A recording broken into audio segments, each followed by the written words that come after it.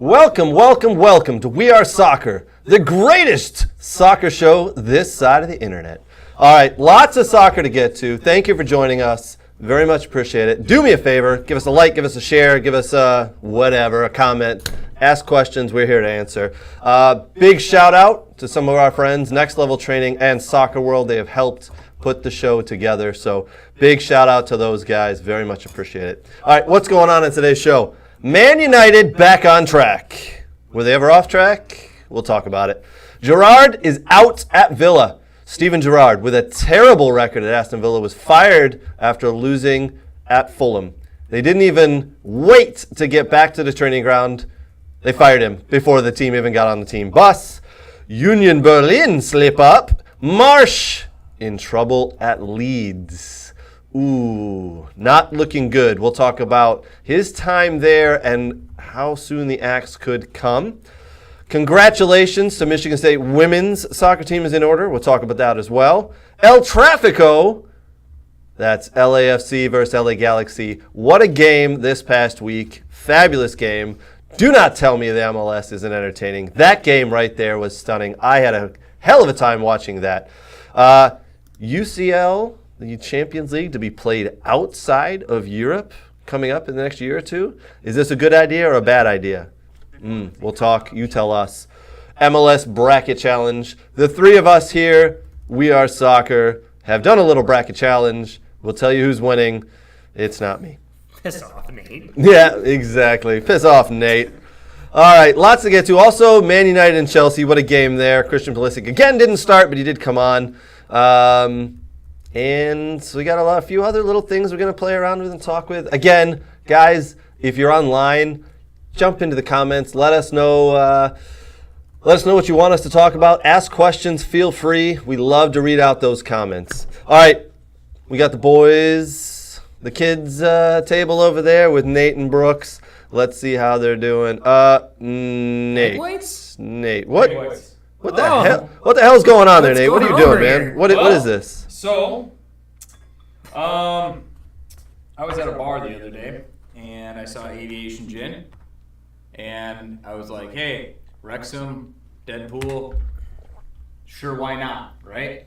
So, I had a bit, and I'm not a gin guy. I actually don't like gin at all because it has a weird, sweet aftertaste. Mm-hmm. And there's only one other gin actually I've ever liked, which was a Stuttgarter. It's called Stuttgarter gin. You can only get it in Stuttgart because it doesn't have that sweet aftertaste. Until I ran into this stuff. And as you can see, that was Friday. That's where we're at right now. So, whoa, someone's been doing some work. I looked up some cocktails too, and came up with this one, which is not sweet, because I don't need a lot of sweet. Has egg whites in it, protein, low calorie, and it basically, it gets it, in my opinion, kind of gets you going here. It's called a gin fizzy, and it's absolutely money, especially if you go to like a party like I did, right? And you're asking the host or whatever for, egg whites. And then they're all confused, like, what are these egg whites for? And then you're just over there making yourself a delicious little cocktail all day long. I like it. All right, so let me swap back here. We are celebrating Wrexham's big FA Cup win and Ryan Reynolds' birthday. He turned 46 today, so happy birthday, Ryan Reynolds, one of the owners of Wrexham AFC. So yeah, why not celebrate? And look, oh my gosh, Nate, look at that. You want one? I can't say no. I absolutely cannot say no. In the background shaking. You guys talk amongst yourselves. I'll give you a talk pick. I love how he's got the towel over the shoulder. Let me get this on you. Honestly, and I'm not even joking. Like I got it at the bar because of just like, hey, why not? If it's bad, I'll never get it again. And honestly, it was good. It was really good. So really good gin, huh? Really good, man. Nice. Like, I obviously I went and bought a bottle the next day, and I've been. If you could see it up close, you can see that the bottle is nearly empty, so it's not really faking it here. Been doing some work there, son. Some work. All right, let's jump in and talk some soccer. Some big games going on this weekend. Kind of leading off with Nottingham Forest stunning Liverpool ruining half my all of my parlays that I had going on for the weekend. Thank you, Liverpool, for losing 1-0 to Nottingham Forest, the bottom team in the division. You have, all right, we've talked about it before. It's that 7-year little crisis that Jurgen Klopp goes through when he's at clubs. This year, it just seems that Liverpool are a little off. They'll show up in a game or two, and then all of a sudden they'll shit the bed, just like they did against Nottingham Forest. Come on, man. I don't understand it. So they've dropped down a bit. I know a lot of Man United fans are happy about that. I got a couple of text messages with a lot of people laughing at that score for Liverpool. We'll see if they can bounce back. They got 3 or 4 games left here before the World Cup, which 28 days left. 28 days before the World Cup. I personally can't believe that. We'll get to that a little later. Everton, Frank Lampard at Everton getting it done. 3-0 over Crystal Palace. A big, hold on. Look at that. Ooh. Yeah. Come and take it. I don't know what that means, but. It's a Texas term. Oh, That's actually from Austin, Texas. Maybe they're doing well. Maybe my bracket's still alive. Brooks, how's my bracket? I'm not going to look right now. Brooks, lies. I think Nate is winning in the bracket. Nate, do you have one more to make for yourself? Or? I do. All right, well, let us know when that one's done. Give me 2 shakes of a shaker. All right, we're oh, Nate, Yeah. Nate. Everton 3-0 over Crystal Palace. Frank Lampard kind of saving his ass there. That team that he has this year has been up and down. I don't know what really to make of it. He's doing an okay job.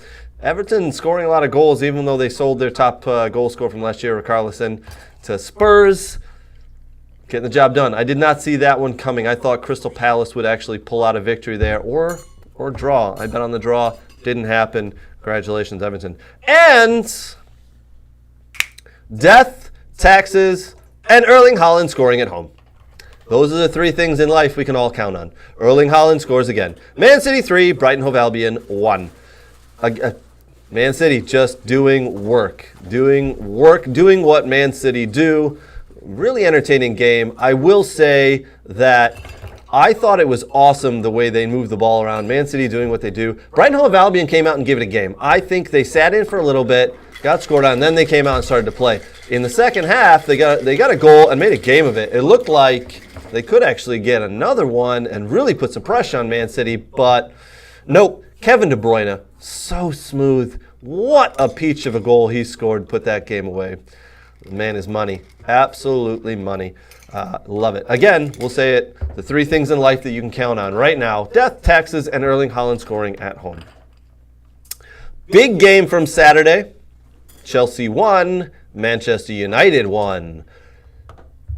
Good game. I thought both teams did a very nice job going at it. It was pretty even. I think Man United probably had the upper hand a little bit, a few more shots, a little bit more possession. I thought they did a real nice job. Erik ten Hag has turned that club around.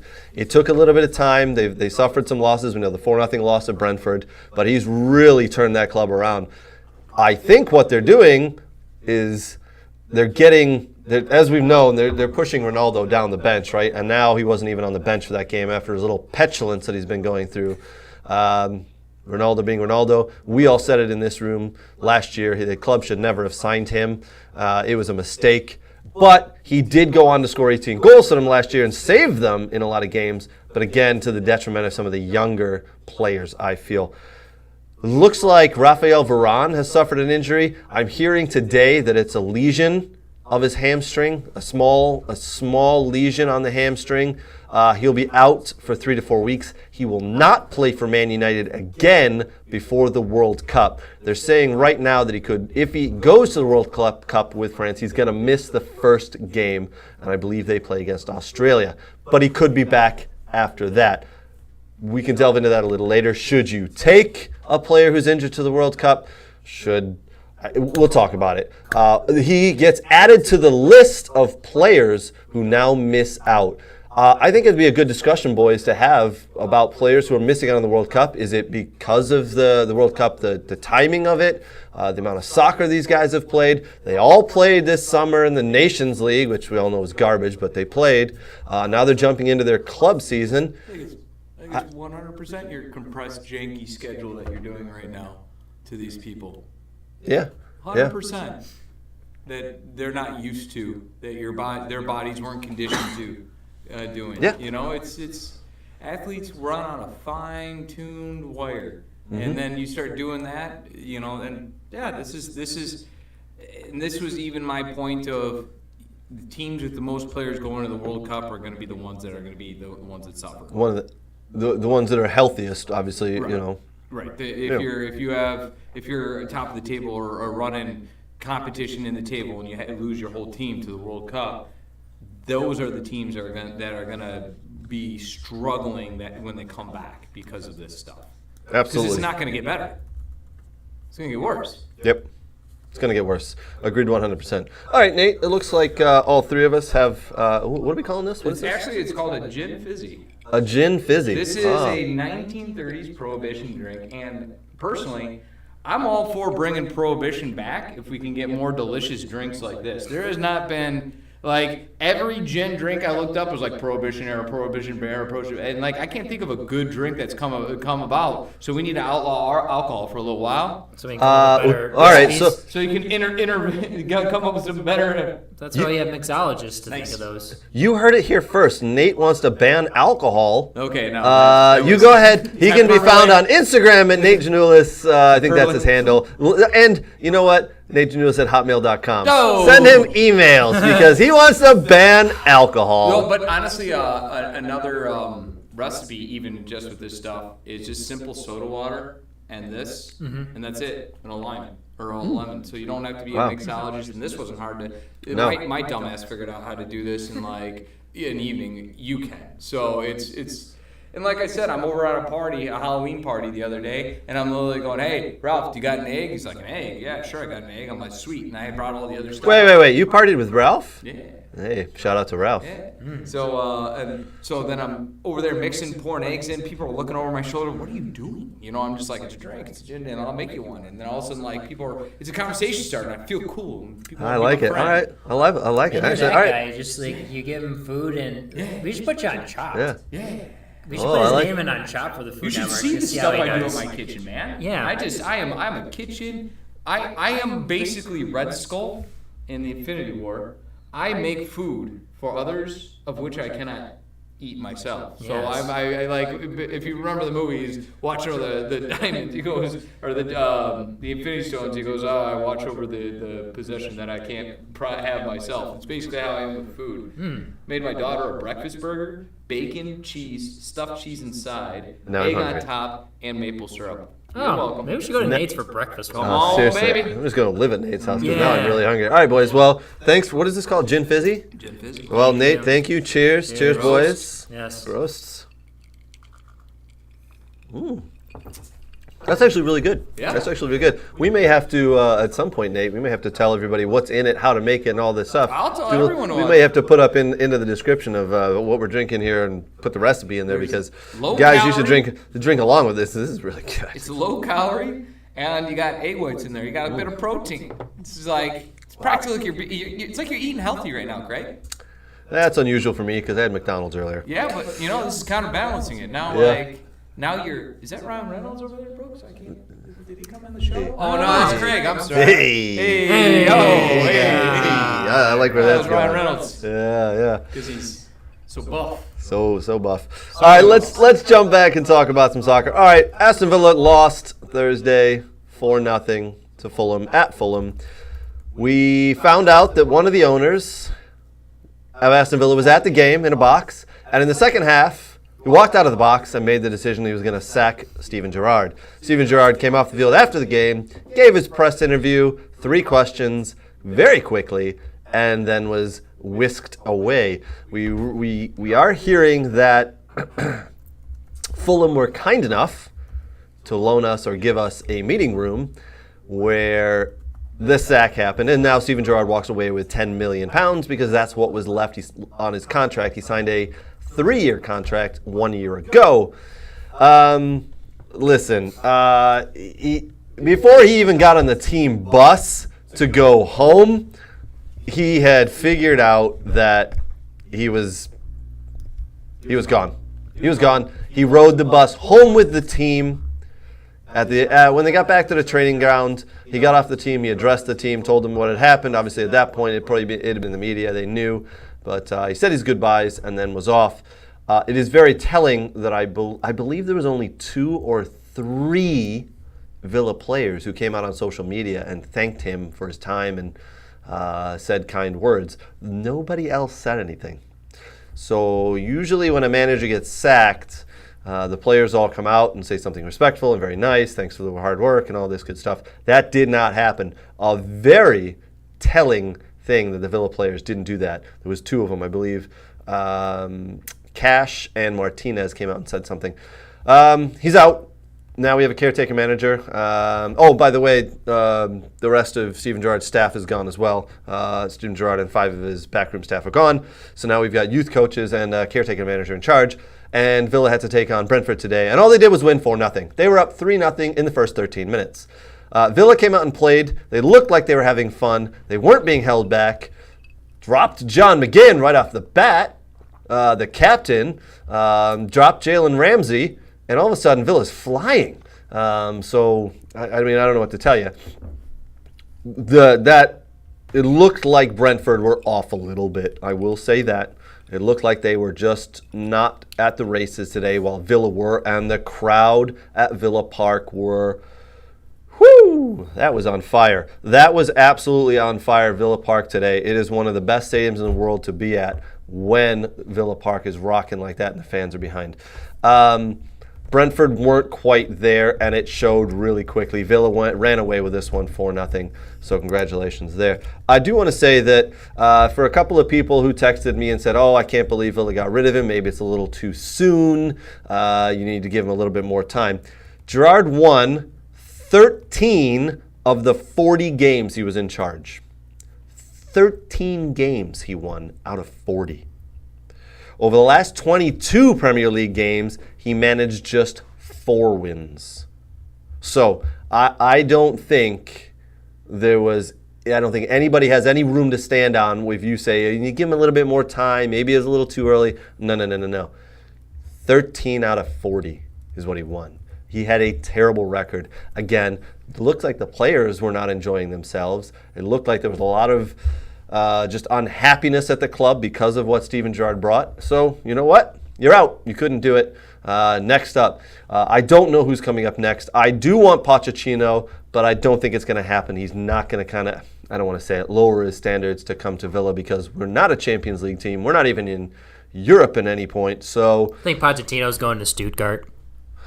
I was told that Villa was the next big thing because of the Bucks or something, or owners, or they own things. Well, Villa have a lot of money and they're willing to splash the cash. Sweet. They're willing to splash the cash. Can't wait for them to do that. Nobody else wants it. The fourth richest in the Premiership. Sweet. I will say that they will splash the cash. I guarantee it. They have splashed over, I want to say, over 120 million in the last year and a half. Don't care. That's a lot of money.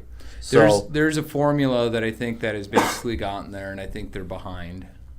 It's you need, step 1, you need cash, absolutely. Step 2, I think that the club needs to be of some marquee value, meaning consistently being in a Champions League spot and competing. And then step 3, you need the talent around them. And then you look at like Holland. Why do you go to City?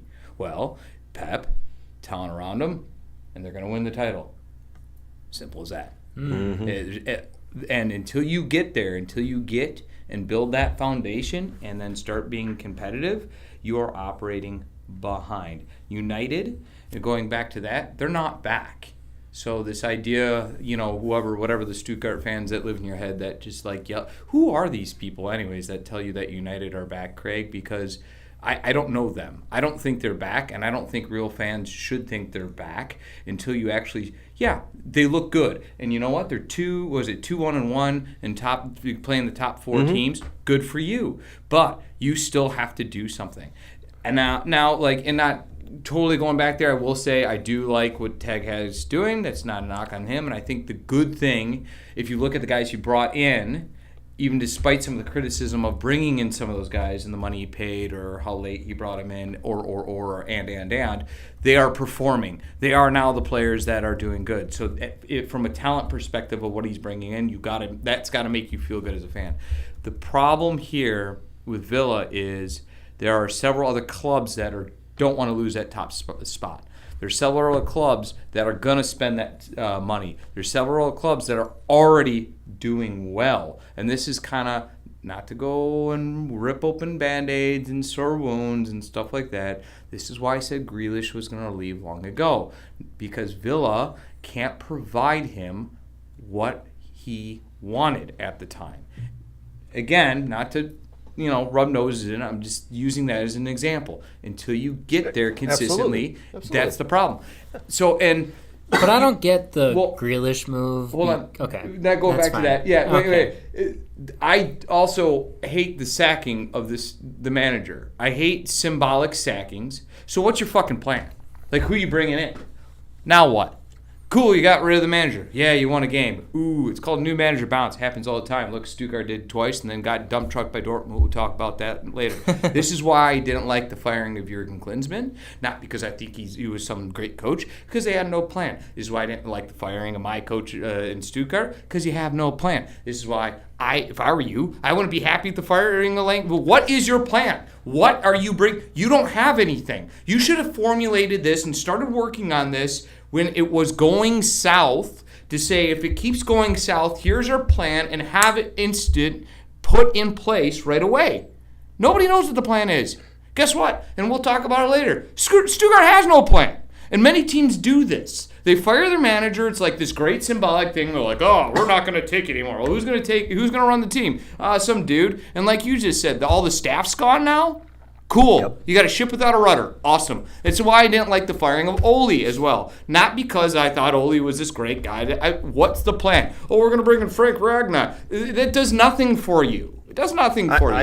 I absolutely get it, but as I said, it looked like behind the scenes, everybody in the club was very unhappy. Something was going on there. Now, to think they don't have a plan, we don't know, right? Maybe they have a plan, but they fired. I honestly don't think they planned on firing him after the Fulham match. I think they were going to give it to today's game against Brentford. I don't know, obviously, but I think the owner was just like, get this going, get it done now, because it is not. The Villa have been terrible. They've been absolutely terrible, and the fans are calling for it as well. And I get it. But the thing is I'm one never going to a situation without a plan. That's like business 101, and that's where when I look at some of these clubs, and they're not the only one. That's a joke. What? They never none of those clubs plan. That's my point. That's billion-dollar clubs with a lot of money, and there are a bunch of businessmen that run it, but they can't even run it like a business. But that's my point. That's 100% my point.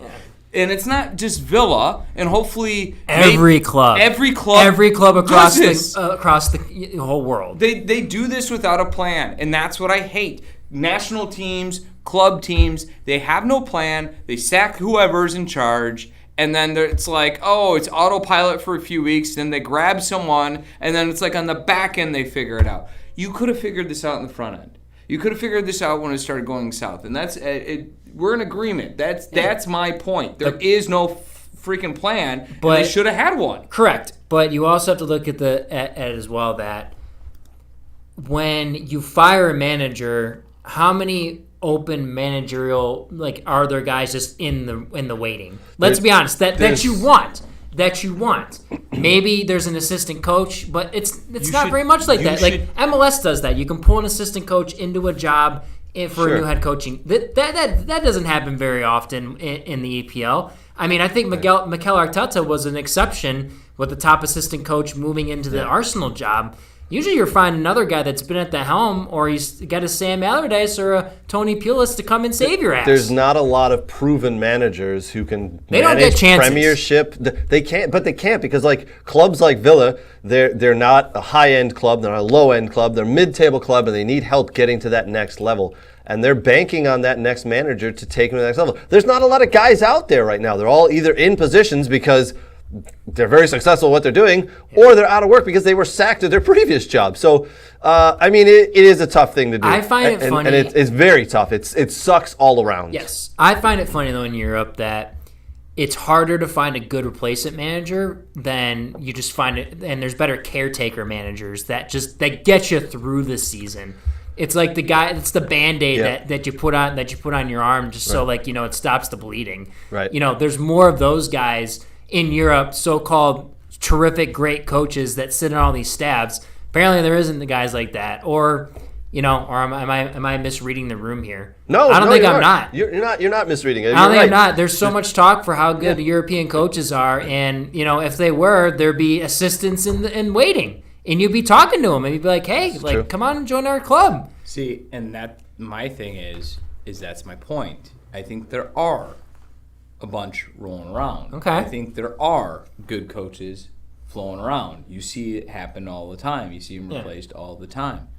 But there's not planning and foresight, and they don't put a forward. Many clubs don't put a forward thinking on what to do. I think European clubs are very afraid to poach other assistant managers because I feel like it's not proper to do that. In American sports, it is okay as long as you get the okay of the team and everything to go poach top assistant coaches. But in Europe, I feel like there's some kind of old tradition where you don't do that and you see the season out, to be honest with you. But you don't have to poach coaches. There's available coaches right now. Well, Pochettino. Right? Who's the other one? Yeah, but you have to want to come to your club. So the rumor is right now Pochettino and Tuchel have both said no to Villa. And rightly so, because Villa are not a Champions League team or even in Europe, and that's what those two guys are holding out for. They want to go, they right now, any club, top 5 club in any of the major leagues, Bundesliga, Premiership, La Liga, Serie A, any one of those top 5 clubs in any one of those leagues fires a manager, those two guys' names are at the top of the list. Absolutely no doubt. And that's what they're waiting for, right? They don't have to take a job because both of them got sacked in the last job and took millions to the payout. So they don't have to take a job right now. Why would anybody come to Villa? Because we're in 14th position. I don't know. Terrible. What if Wayne Rooney didn't take DC United's job? No. See, that's the problem. We tried that experiment with Steven Gerrard. Yeah.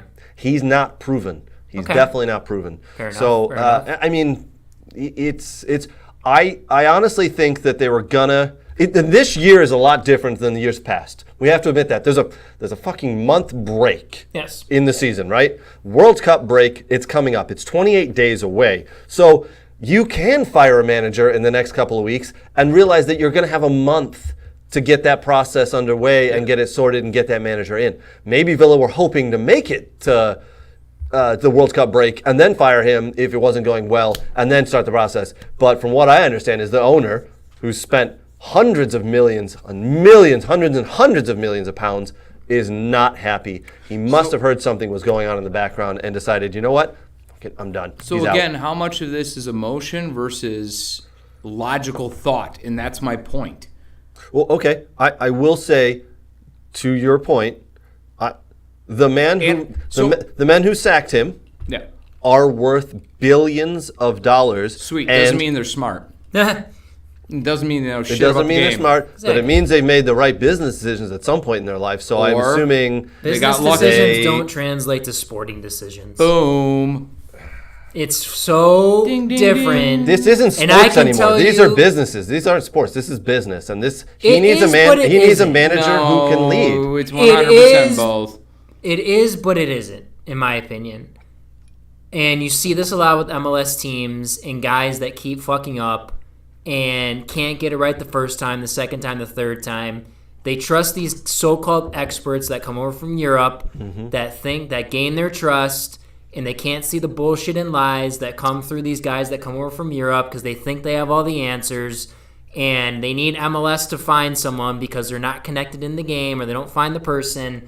In a business sense, just like in just a normal business, you want to be connected with the right people to get you to the right point. But in sports, things turn ugly very, very quickly, and you just can't quickly fix or fire people to adjust it. You have to plan out very long in advance, like Nate was talking. What is the plan? If you know Gerrard wasn't going to be there, what is the plan? Because you can't just oh, Jeff Bezos, I'm going to leave, and then you're going to take over the next guy, and you'll be okay, and we'll just 86 them warehouses. time and time again. U.S. Soccer fired Klinsmann, right? And then they brought in somebody that failed. Yeah. There was no plan. There was no foresight there. It was like Bruce Arena. Okay, old timer, he can do it. For sure, he's been through it. No, it didn't work. And maybe I'm speaking with too much emotion because I'm looking at my club who fired their manager, who I disagreed with.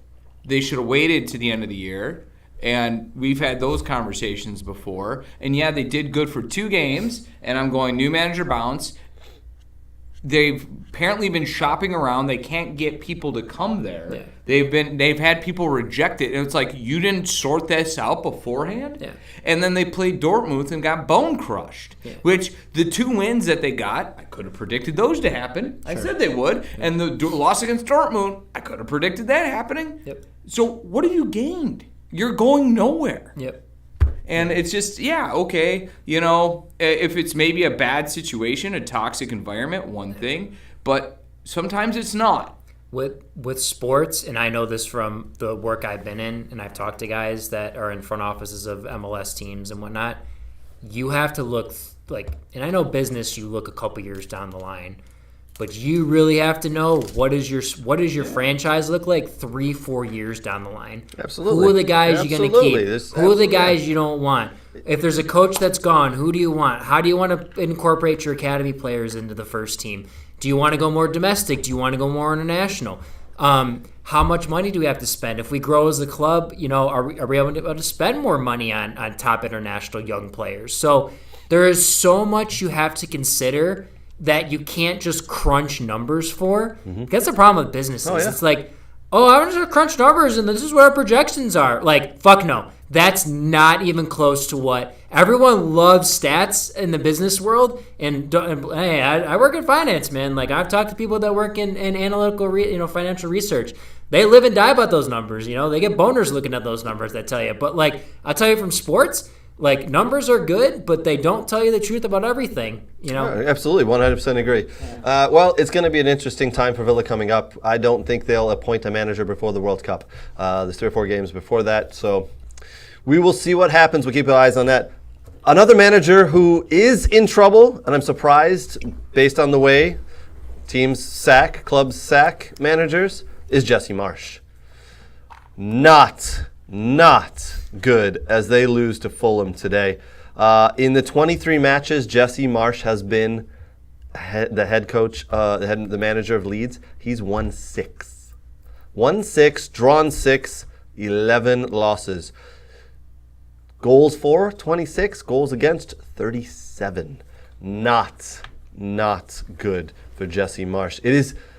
We have a friend of the show, Patty Miller, who talks often about Leeds. Huge Leeds fan. He's in Leeds.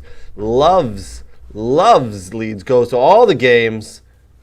He's telling me this morning that if Leeds don't get a win, he fears that Jesse Marsch could be out. He did say that he really hopes Jesse Marsch is given more time. It looks like the night has come and gone in England, and they have left him in charge. Hopefully he continues, and he will get them back on track because they were doing some pretty nice things. I thought Leeds were playing some exciting football, and then they just, last couple of weeks, have not looked so good, and no emotion from the Leeds owners, though. They did not pull the trigger. Maybe there's harmony in the background at this club, and they're just hoping it turns around in the results. But boys, we're surprised. You guys surprised? Happy that Jesse Marsch is still in charge there?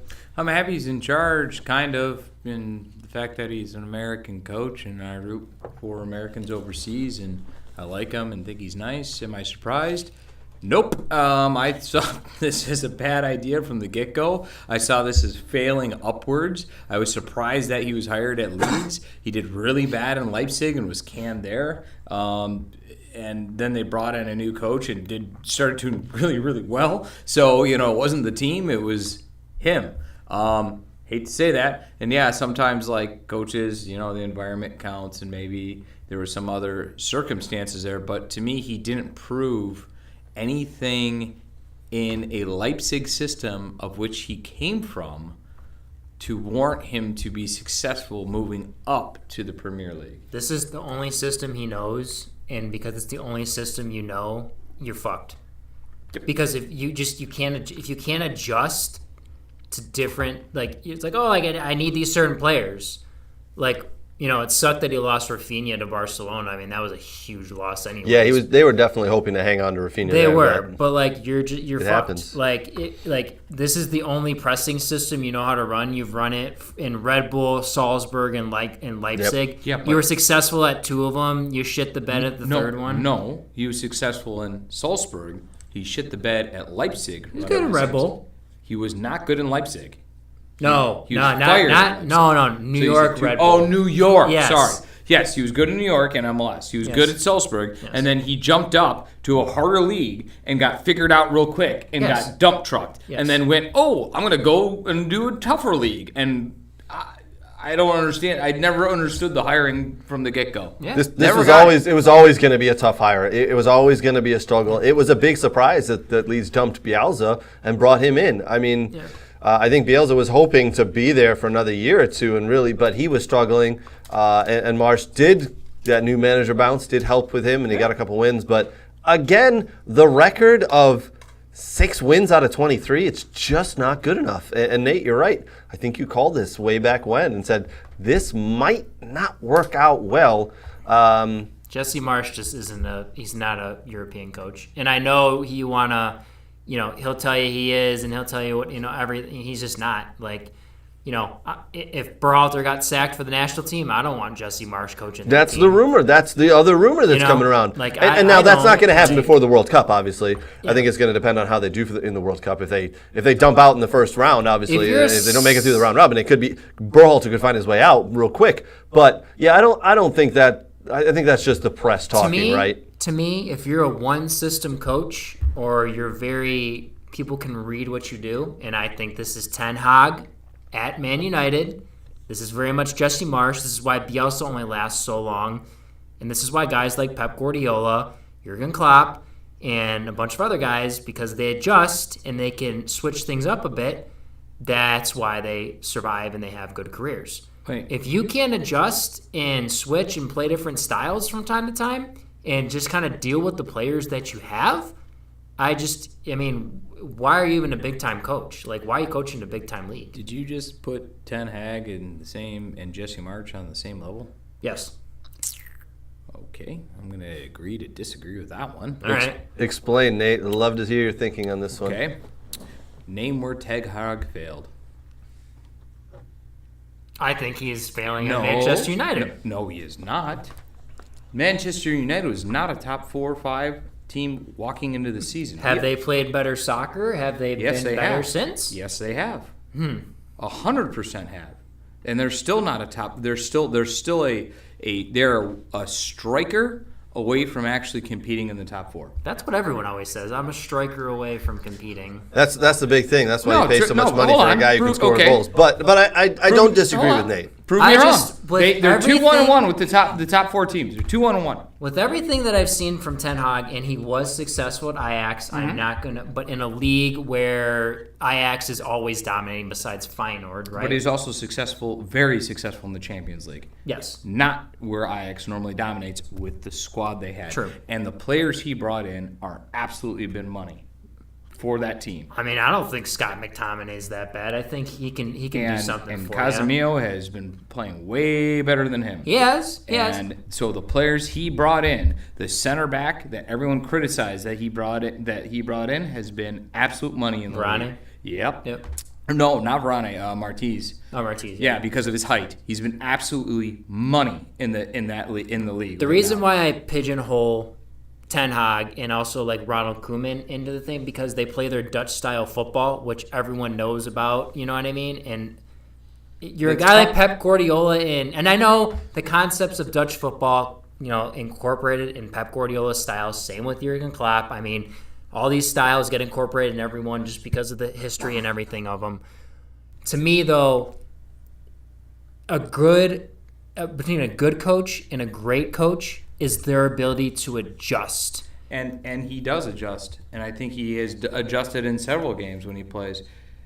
But here's my point though: you can't put them on the same level because Hag has never failed.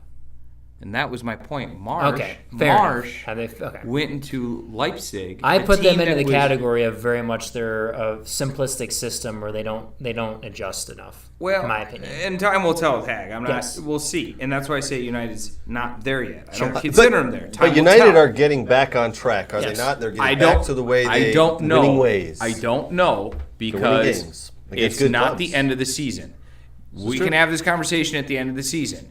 If they do well at the end of the season, the full body of work, maybe. If they shit the bed the rest of the season, then obviously not. And that was an issue with everyone jumped on the Jesse Marsch bandwagon real quick. They did. And I still sat there and went, I don't know. It's great he's doing well, but I still don't know. And now you see where it's at. But my point is the difference, the glaring difference between the two guys is Marsch went to Leipzig, a system that he was running in Salzburg and in New York with players designed for that system and failed. Yeah.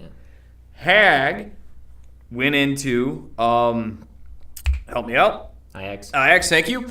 And it was there, I just couldn't think of it. Ajax helped build that system, helped bring in players, and was successful. Then has gone to United, and so far has done well, I wouldn't say successful, has done well. Has done very well, yes. I think he's done well. Time still will tell on him. Now, if he goes and shits the bed, then, hey, you're right. Sure. But, well, also it's very telling because he's got some of those strikers. Rashford last year was absolutely terrible. Everyone's performing better. Every single player stopped. And the acquisitions they've made, Martinez, performing. are coming in and performing and doing very well. You tell me right now that Anthony's not looking like a really good player. Oh, he looks like an absolutely stud of a player. Yep. Absolutely. And he was criticized for paying too much money for him. He was criticized for how long it took. It was a lot of money for a guy that you potentially had a lot of people at the club who were very similar, but agreed, it's working out. It is absolutely, and that's what a manager does. He says, no, this player isn't like the others. He will change it, and he will, and that's what Erik ten Hag has done. He's got them back on track. Look at that starting lineup that he's been playing. Eriksson, new player. Looking fantastic. Fantastic. Without him, that club does not go right now. He is the one that makes that club tick. That team tick, in my opinion. Looking fantastic. Anthony, looking fantastic. Martinez, looking like a stud. Their left back, who didn't play, when he plays, looks really good. And looks like he's going to be the guy of the future there. Another coach who's doing very well, Graham Potter at Chelsea. He's got them going in the right direction. That was a great game this past week, and Chelsea won. Man United won. Yes, sir. You got your hand in the air at the kids' table. Yes, Brooks. My final on the Jesse Marsch bit is if he gets sacked, there are two openings in MLS, Columbus and Houston. I don't see Pat Onstad hiring him because Pat wants a coach that's got more ability to adjust and not play the pressing system that Jesse Marsch wants to play. You're telling me that if you had the opportunity to hire a manager of, we'll say Jesse Marsch's caliber, who's coached in the Premiership, albeit for 23 games so far, and has been at these other, that Pat Onstad would pass it up, you think? Yes. He wouldn't even put him on the short list. Well, I mean, Interesting. Okay. Well, interesting. I'm not questioning it. I'm just saying that's an interesting fact. Is it Mascherano from Stuttgart? Is he coming home? He's coming home. Right? I don't know. No, probably not to Houston. But honestly, he doesn't fit what Houston wants to do, and he doesn't fit what Columbus wants to do. I don't think if Columbus came in and said because they want to start playing their young guys, I don't think they're academy guys. I don't think you bring in Marsch that he sees that academy system and he sees the other guys. I don't think they fit what he wants to do. So I think Jesse ends up as an assistant coach somewhere if he gets fired from Leeds. And if it's a national team thing with some of the younger national teams or with the men's national team, because you got to remember, Luchi Gonzalez is going to San Jose after the World Cup. So if Berhalter's still there, maybe Marsch gets to be an assistant coach on the U.S. men's national team for the next cycle. That's a pretty interesting take. So, or he ends up as an assistant coach with some MLS team. Stuttgart needs a coach, though.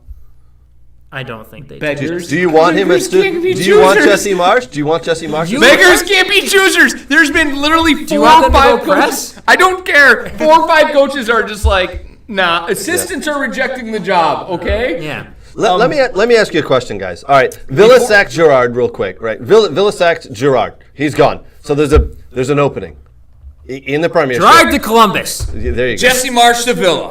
Well, but here's the thing. There's an opening, and Villa, I'm not putting Leeds down in any way whatsoever. Villa are a bigger club than Leeds. They have bigger, more support. They're worth more money. That's just the way it Who has is. the better history? Villa do. Not Leeds? No, absolutely not. Villa 100% have a better history. Recent history? Absolutely. You'd realize that Leeds were Who's going to be in the league in the next 5 years? Villa we're in or the Leeds? champion. Villa dropped down to the championship for 3 years. Leeds were down there for close to 15. Okay. Yeah, because You they're realize that they bench. couldn't get out, right? Yeah. But weren't they a super dominant team in They're- the 60s, 70s, and Yeah. 80s? Fine. Did they win Europe? No. Villa did. They've Villa won were the Champions continually, League, haven't they? Villa, continuously. wait, when did Didn't Villa they win win? Europe They again? won Europe before. You guys really think Leeds are a bigger club fuel. than Villa? Well, History-wise, you're dead wrong. Not even close. Okay. We'll talk to Patty Miller. He will confirm this. Absolutely. Villa a bigger We talked club. to another we Leeds phone a fan, friend? though, that are a little bit more intense than Patty, who You'd be- doesn't like you as much and might be more brutal. Well, Can, yes. can we talk to not one of your friends? Hear me out here. Because Villa fired Gerrard, there's an opening, right? There's Yeah, an opening for okay. a manager at Villa. Do you think Leeds have held off on firing Marsch, sacking him, because the Villa have already got the process started, and now they're going to be behind, and maybe they're working behind the scenes to figure out their process and who's available. You know? But they're going to say, listen, if Villa can't get Tuchel or Pochettino, he's definitely not coming to Leeds. Yeah. I mean, so so- is they're holding off right now and firing or sacking Marsch because of Villa did it, pulled the trigger, and maybe Villa looked at it and said, we can't wait any longer because we think the Leeds are going to fire Marsch, and then they'll get the head start on us for one of the top coaches. So here's the thing. I don't think it's an or this, because your whole theory revolves in you have to fire the coach before you can talk to someone. I think you can talk to anyone anytime you want to, and that's my point. And maybe Agreed. Leeds is operating smartly by talking to people and trying to figure out Maybe. the situation to see if there is a better option before they get rid of the guy they have and further and not dig themselves in a hole. agreed, and not to give you more ammunition for your argument there, but To say that I'm right and give me a gold star. no gold stars today. Oh wait, no gold star for the drink because it's almost gone. It was very good. The gin Make fizzy. more.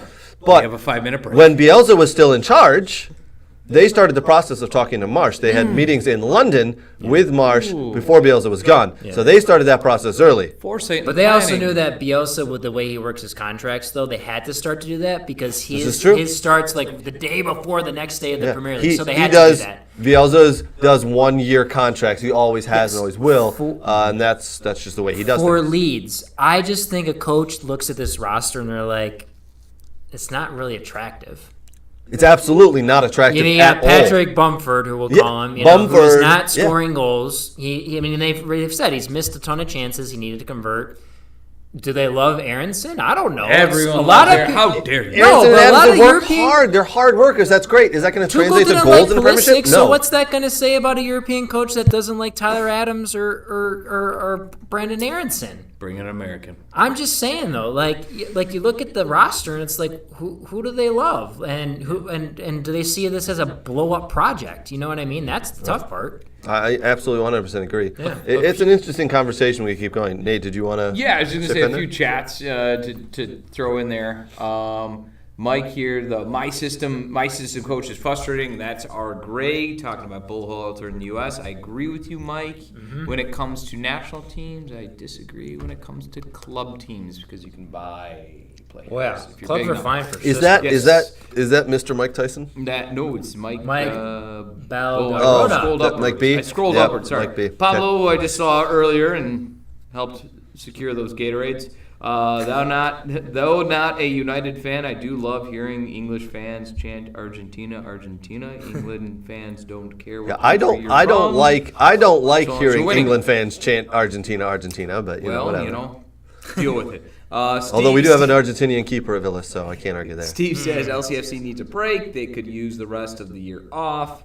And then Maybe finally, Brendan Rodgers takes one of those spots. Maybe. Rounding it off, Yeah. Kurt says former players cannot go into coaching right away. They need to learn to guide, manage, etc. Coach. And then he hit his hat in the ring there, Craig, for the Villa job. And he's got my backing. Yeah, buddy. that's an interesting I one. think That's an interesting one. Yeah, I want him in. I think he'd be good for you. Let me ask you a question. Does he, Matt. can he brings up speak a great the language, English? He brings up a great point of new Queen's English. Players who've recently retired in the last, we'll say, 5-6 years, Yeah. going into management. Who's been successful right away? I mean, Wayne Rooney. no, yeah, he did okay, but that was at a lower level, obviously. The problem is these guys. They They've think they gotten- still can play. No, they've They- gotten they don't have- jobs where they've been given the helm right Yeah. away. Yeah. You need to sit under someone that's been around for a while and just learn. Because- but none of them want to. I just want to go. I want to coach. Because here's the reality: most coaches are former players of some stature. They are. And most coaches, being former players, like you just said, don't just jump right into it. You know, and that's been the problem with some of these guys who are just like, "Hey, here we go," and they, like you said, don't go through maybe a learning or tutelage process Yeah. where they're learning the trade. You need to be with the head coach to be agreed. like, when Agreed. times suck, then you need to talk. Okay, what do we do? Like, how do we converse? How do we think differently? When times are good, same thing. What are you doing to keep going? And what There's not a lot of former superstar players who've gone into management and succeeded. If you think of all the top managers in the world, Usually guys that played at lower division levels. Klopp, Yeah. not the greatest player in the world, right? Tuchel. Jose Mourinho, not a very good player at all. Started out under Bobby Robson as a translator. Yes. Pep decent, Pep though? Guardiola. Was Pep he was decent? okay. He was okay. Pep was okay. Wasn't a He wasn't a superstar. No. superstar by any means, though. But he was okay. Arteta was probably the exception. Arteta was probably the exception there, I would say. But Hansi Flick, wasn't he also a decent player? Hansi Flick was all right, from what I understand. Yeah, a He's good a great player, coach. but again, not a superstar. In my mind, there's only been really one superstar player who's made it to that next level of managerial and done well, and that's Zinedine Zidane. But he's gone to the biggest clubs in the world. He's had the most money to spend. Oh yeah, he's But he- sitting around. What's But- he want to do? Oh yeah, he's just waiting We for the forgot right about opportunity him. to pop up, right? Yeah. Good superstar.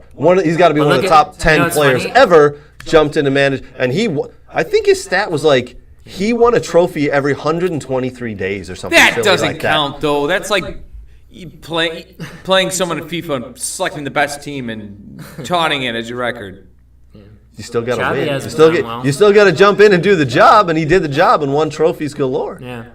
For one team with the best team probably within that decade. Absolutely. Yeah. It doesn't matter what league, too. Look at all the MLS guys, the guys that played in MLS. I mean, like, they've struggled. You know, like guys that were, and I'm not saying it's better than Europe, but even the top guys in the MLS that have gotten their coaching license and not sat long enough behind a top guy is just Absolutely. yeah. And you guys said it earlier. It's I don't care. Actually, I don't care what sport it's in. Yeah. If you're a superstar or even a player, there's a learning period from going from playing to managing. And a lot of these guys don't understand it and don't do it. You've got to go and you've got to learn the trade of how to manage not just the game in front of you, the good times and the bad times, but the off season, the how to break a team down over the course of a week and how to train your team to do that. Not just There's that, a, though. There's a hell of a learning curve, Depending and I don't on- think a lot of these new guys have really figured it out yet. Depending on your responsibility, you need to learn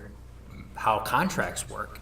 You need to learn the business side of things too at times. Yeah, And yeah. a lot of those guys don't want to do that. A lot of soccer guys I've known working in this industry, they don't like to do administrative work. They just want to do everything. They just on want the to jump field. in and do the soccer stuff. And the problem is, if you don't learn some of the business and administrative side, you fucked.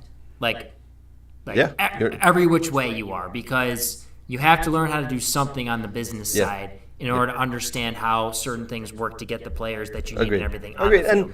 And listen, we're all former players. We all play the game. The business side, no. I don't want to deal with that. Let me just deal with the playing side. The fun But when part. you're the top dog, when you're the manager, you got to deal with everything. You are responsible for everything.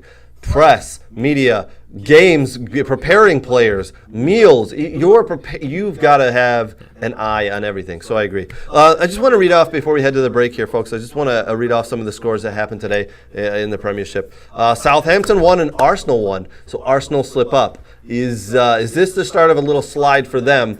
They still do hold on to the top spot in the Premiership, but against a team like Southampton, you'd expect Arsenal to take all 3 points. So interesting there. Leicester, Brendan Rodgers and Leicester getting the job done today, 4-0, staving off being sacked again. Also, rumors there are that Leicester are not sacking Brendan Rodgers because they can't afford and really don't want to pay the £10 million that would come with his buyout. So interesting there. Maybe he's got them heading in the right direction. Maybe everybody's happy in the background, but we'll see. The other score today, Tottenham 1, Newcastle 2. Newcastle, with 3 points today, move into the top 4. I don't know how I feel about that, to be honest. Not the biggest fan of that club and their owners, but they are playing well. I tell you what, Eddie Howe, who was out of a job for several months and was looked over by several clubs, has got Newcastle heading in the right direction. He's got players in that club who, they're not superstars. He's doing it with players who are just good players. Miguel Almiron? Are you kidding me? That guy's scoring goals. He's got that guy playing well. Wilson, Wood, he's just Dan Burn.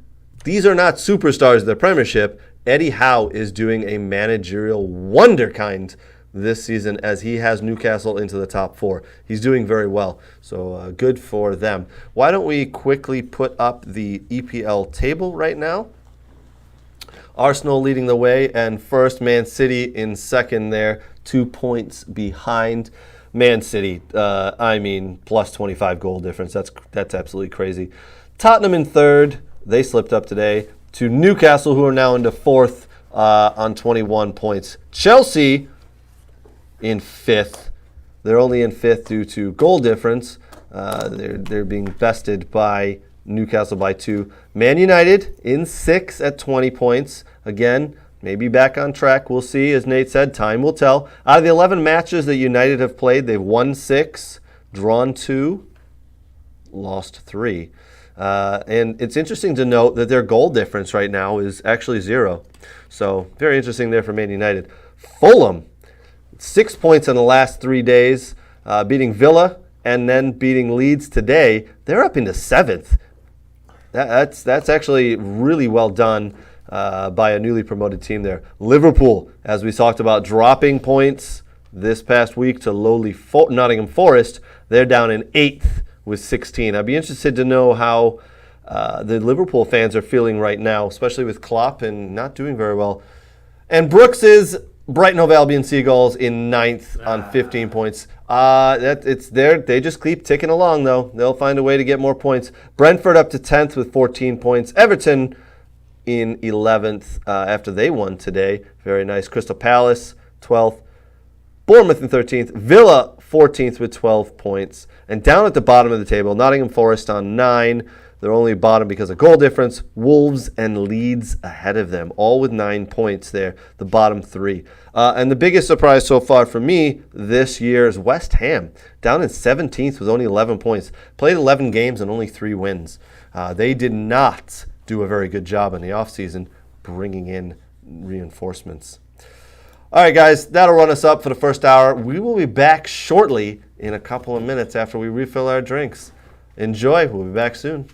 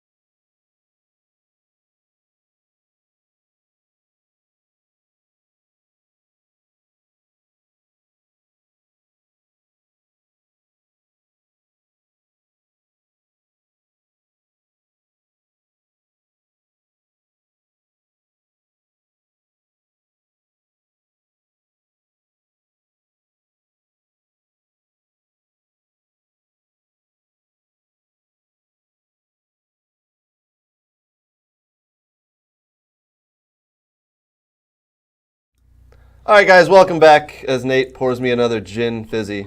Those are really good, by the way. We did see in the Facebook group that Mike is also drinking while watching. Mike, what are you drinking? What was in the glass there, man? That your drink looks very good as well. I don't know if it's quite gin fizzy good, but whoo! These are really good. Yeah. These are, oof. Any more? If I have another one after this, I may be sleeping in the studio tonight, boys. Thank you, Nate. Appreciate the drink. Yeah, let us know. Hey, guys, let us know what you're drinking. Put it in the comments. What are you drinking? Where are you watching? Where are you at? We'd love to know. All right, we're going to jump in right now. We're going to do one of our favorite segments that we do with Michigan Soccer Central. So the Michigan Soccer Central and the We Are Soccer Team of the Week. This week, the Team of the Week goes to the Thundercats, 2008 Orange Girls Team. And let me find my notes. I already lost it. They are State Cup champions. They won their group, and in the finals, they beat the T-Bays North Storm 08 girls 3-0, coached by Kennedy Barr. Congratulations, boys over there at the kids' table. I think they're state champions. Yeah. That is state champions right there. I think they deserve a We Are Soccer clap. So well done. Well done. State champions.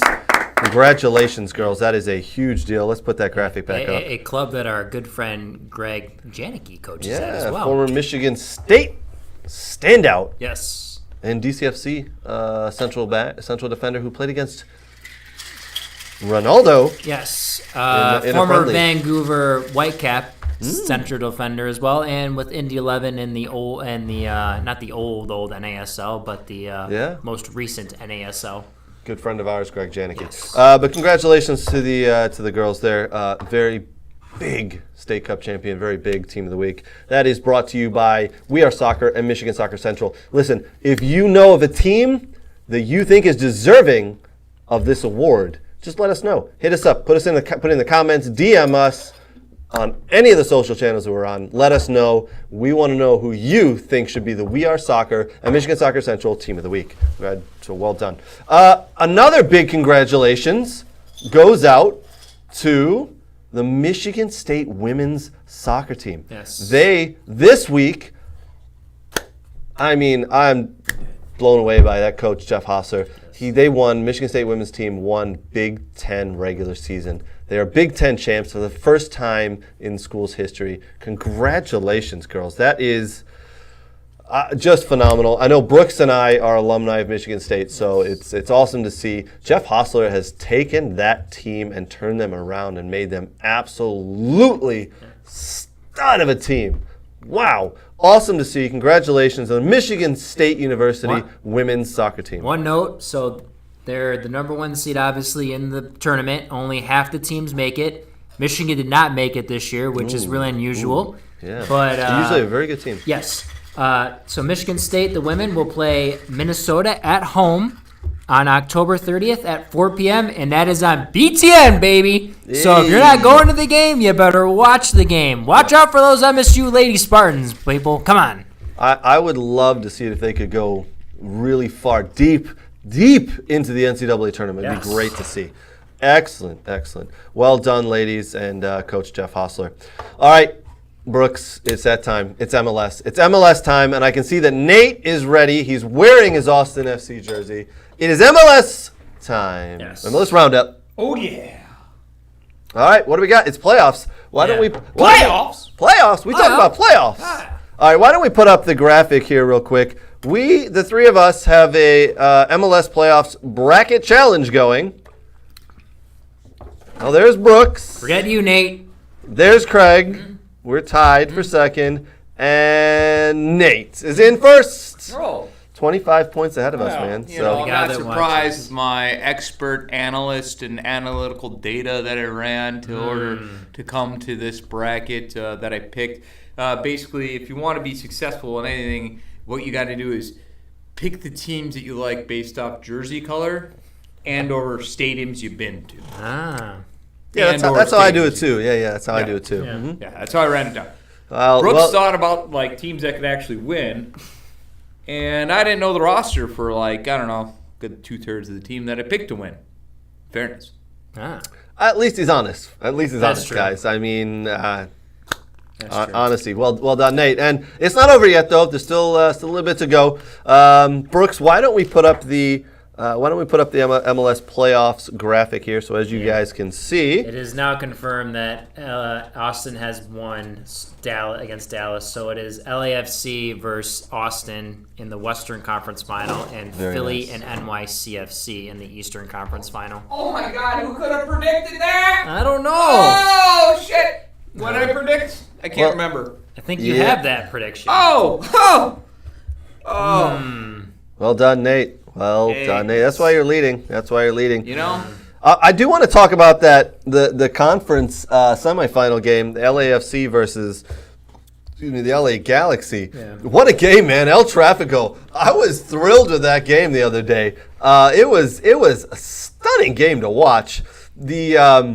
I mean, let me get back to my screen here. LAFC 3, LA Galaxy 2. Goals galore in the final few minutes. Yeah. This game was back and forth, and a lot of skill too. A lot of skill in this game, which, trust me, I've come across some MLS games this year where you're like, whew, this is a bit of a struggle to watch. This one was not. Highly entertaining. Highly entertaining. I was enthralled. I think it was running into past midnight, and I'm texting the boys about it, and I think they were both in bed. I was asleep. I watched the earlier You one. watched the I watched the replay. FC Cincy Philadelphia game. Yeah. Yes. Well, either way, I was entertained, and man, what a great game that was. Let's put back up the playoffs there. All right, Brooks, give us some MLS knowledge here. Share your knowledge with us. What we got? So I thought FC Cincy put up a damn good fight against Philadelphia Union. And after the game, Jim Curtin gave a huge praise to Pat Noonan, and he's like, this team's up and coming. They're coming in the Eastern Conference. They are here. They gave us a dogfight. They gave us probably one of the best matches we've had all year. It's, so watch out for FC Cincy next year. If they keep It must be improving. said that FC Cincy finished dead last in the MLS for the last 3 seasons. Yes. They won, I believe it's called the Wooden Spoon, right? Yes. That's what you get. That's the Wooden Spoon. I don't know what it means. But you finished last in the MLS, dead last. And all of a sudden they got into the playoffs and been playing well this year. And they took the Union almost all the way there. Well done, Pat Noonan, former IU standout player. Played against him several times myself. Yes. Good dude, good player as well. Yeah, but that was a very physical match. I mean, Leon Flock with a great goal in the second half to put them up 1-0, and then just kind of, it got up and down. But Andre Blake, I mean, he's the 2022 MLS goalkeeper of the year. He's Yeah. There's a reason, Yeah. right? There's a reason why he has done very well. And Andre actually, Blake's a great keeper too. This I is mean, an there's interesting thing I just found. I came across on Twitter is that Stu Holden was just kind of making notes of Jim Curtin's halftime. When Taylor Twellman was interviewing him during the match. And the Philadelphia Union Analytics Department, they identify the goalkeeper position as the singular most important position when it comes to points gained / saved in matches. So Andre Blake has been consistently one of the best goalkeepers in the MLS since he got drafted out of UConn years ago. And I know it took Philly a little bit to finally get to where they are now, but he has a huge reason why they have been so successful the last couple seasons. So wait. You're telling me that they have identified that the most important position on a field to win is a goalkeeper. Yeah. Huh.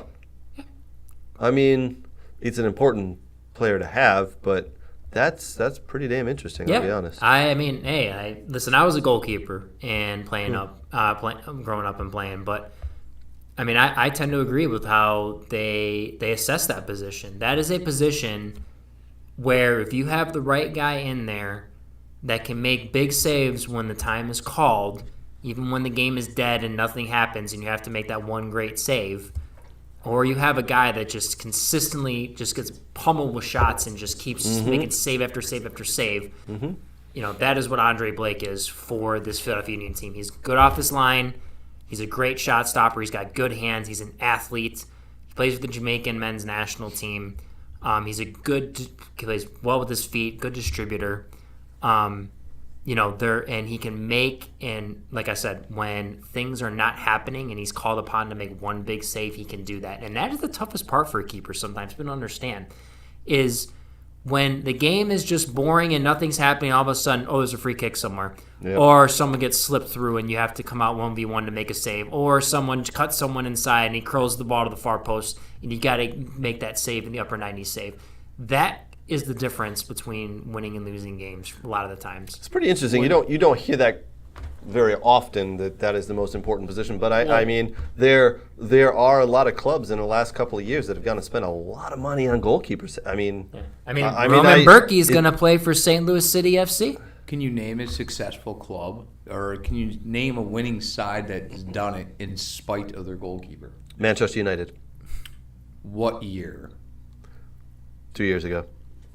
Just kidding. Winning. David De Gea lost his starting spot and they brought in Wayne Henderson at the time, and it worked out. No, you're absolutely right. No, but they weren't winning. So if you look, I said one that was winning. I can't think of one. But listen, look at NYCFC. Sean Johnson last year, he had to come up in big time with PKs against Portland, and he came big time against Montreal today. He had to make some big saves to do 3-1. I know you're not disputing that. No, I'm not. And I'm not surprised with that comment. I'm not surprised with your. I'm more surprised that you thought it was surprising, Greg, because off my hand right now, I can't think of a team in a league anywhere that has done without a goalkeeper that was good and did the things that you just laid out and said. Now, I can think of some teams that have won without forwards. 100% agree with you. I can think of some teams that won with maybe subpar defensive lines because they had a good keeper, or bad midfield because they had good defense, or bad attacking because they had good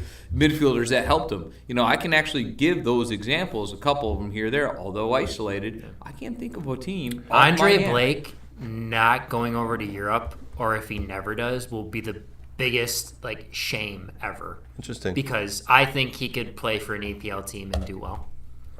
I think EPL teams don't take enough notice of it. I would like to see it. I think I had no doubts with Turner. I had absolutely no doubts with Turner. He's better than Matt Turner. Okay, that's interesting. Yes. If I was Arsenal, I would love to look up the age difference. Yeah, I would love to look at the age difference, but I think Matt Turner's upside is phenomenal, and Arsenal bought in, and they got him in a snip at $7.5 million. But I do want to clarify. I thought it was call me old school, and based on the comments that we all made earlier, of everybody's looking for that goal scorer, right? Yes. There's a reason that Man United went out and spent $100 million on Anthony. There's a reason that Lukaku cost $100 million. There's a reason that these goal scorers cost so much money, because everybody needs one. I don't think I ever really thought about the goalkeeper position like that. How many games does De Gea cost Man United? Let's be realistic here. Do you want to know why those guys are selling those, costing that much? Because they have nice hair. In all seriousness, it goes with that because they sell jerseys too. Yeah, 100%. No one's buying the goalkeeper. Nobody buys a goalkeeper jersey, no matter how cool they look. That's absolutely true. No one buys. But some of them for the World Cup ones look awesome. Yeah. The ones that Adidas have made. Some of that's marketability. Yeah. With being able to slap a number and a name on the back of a jersey. I want to know if anybody in our We Are Soccer Facebook group has actually bought a goalkeeper jersey. With a name on the back or without a name on the back? Let me know. Either one. I have bought a goalkeeper jersey. You bought a goalkeeper jersy? Man, they look cool in their long sleeves, some of them. Which one did you buy? Stuttgart? No. Yeah. What'd you buy? What did you buy? What I bought? Huh? It's in your heart. No, Man United. Oh, okay. Was it when De Gea was in goal or Schmeichel? No, it was like a lot. It was when Van der Sar was in goal. Oh, all right. There you go. Okay, it was actually a short-sleeved one. I just liked how it looked. The short-sleeved ones are awesome. Yeah, it was pretty cool. All right, very cool. All right, well, that's interesting. I'd like to know if anybody else. I don't think I've ever bought a. Call me your typical striker, but I don't buy goalkeepers. Goalkeepers just weird to me. Yeah. But you're not wrong. I mean, there's a reason that Manchester United went out and spent so much money and convinced De Gea to stay. There's a reason that Manchester City went out and spent $70 million plus on Ederson. There's a reason that Liverpool went out and spent so much money on Alisson because they're good with their feet. But Neuer. And Manuel Neuer, one of the best keepers in the world. Yep. Yeah. Yeah, there's a reason. You're right. You're absolutely right. So, I don't think I'd ever really thought about the goalkeeper I'm not position like that as being one of the most important. And I'd never thought of it being the most important on a team. Yeah. Well, who leads your back line? Your goalkeeper. Absolutely. Yeah, it's a goalkeeper. Yeah. If you start to build a team, what's the first position you're going to pick? I go striker personally, but That's there you go. you're a striker. There's your typical idiot soccer pundit, former striker coming out. I go, who's my goal scorer? I'm going from the front. I'm going front to back, not back to front. So But that's just me. I think a lot of people I've talked to have always in the game say build back to front, like the spine of the team. And I think it's the the spine, goalkeeper yeah, is yeah. the spine. That's the most important part. Anyway. I think Nate made this Gen Fizzy a little stronger. No, I did not. It's good. Back to the MLS. So in Montreal, NYCFC. I thought maybe Montreal. Honestly, it was their. I mean, Wanyama's not coming back. Georgi Mihailovic is going over to play in the Eredivisie. They're losing their young guy Jomi over to Europe as well. They're one of their academy guys. This was the year to do it, and I think it's going to be hard for them to reload, to be honest with you. Now everyone's saying, well, they have a true goal scorer. I mean, Kai Kamara and another guy who kind of split the goal scoring this year, and Kai Kamara did great filling in for him, kind of reviving his career after having a good stint in the African Cup of Nations with Sierra Leone.